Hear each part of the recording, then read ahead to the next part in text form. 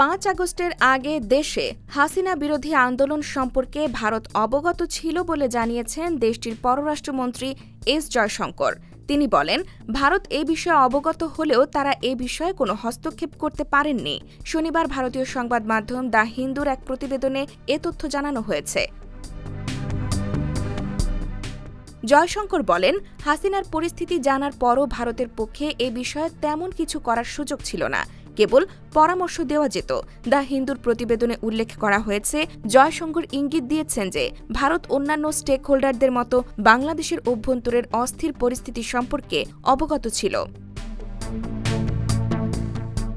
এই প্রসঙ্গে তিনি জাতিসংঘের মানবাধিকার প্রধান ভলকার তুর্কের সাম্প্রতিক মন্তব্যের কথা উল্লেখ করেছেন, যেখানে বলা হয়, তুর্ক বাংলাদেশ সেনাবাহিনীকে সতর্ক করেছিলেন যে নিরস্ত্র বিক্ষোভকারীদের বিরুদ্ধে শক্তি প্রয়োগ করলে জাতিসংঘ শান্তিরক্ষা মিশনে বাংলাদেশ সেনাবাহিনীর অংশগ্রহণ নিষিদ্ধ করতে পারে।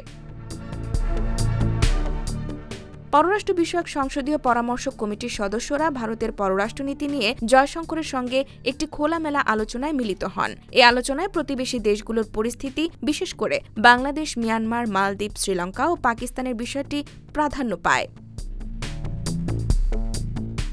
5 আগস্টের পর থেকে ভারতে অবস্থান করছেন ক্ষমতাচ্যুত সাবেক প্রধানমন্ত্রী শেখ হাসিনা। তাকে বিশেষ নিরাপত্তায় নিয়ে রেখেছে মোদি সরকার।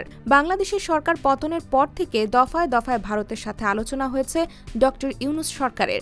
তবে শেখ হাসিনার অবস্থান এবং দেশে ফেরত পাঠানোর বিষয়ে একটা শব্দও উচ্চারণ করেনি নয়াদিল্লি।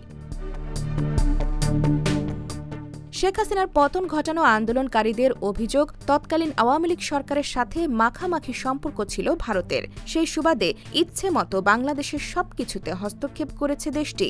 কিন্তু আর কোনোভাবেই ভারতের দাদাগিরি মেনে নেওয়া হবে না বলে হুঁশিয়ারি দিয়েছে অন্তর্বর্তীকালীন সরকারের উপদেষ্টারা।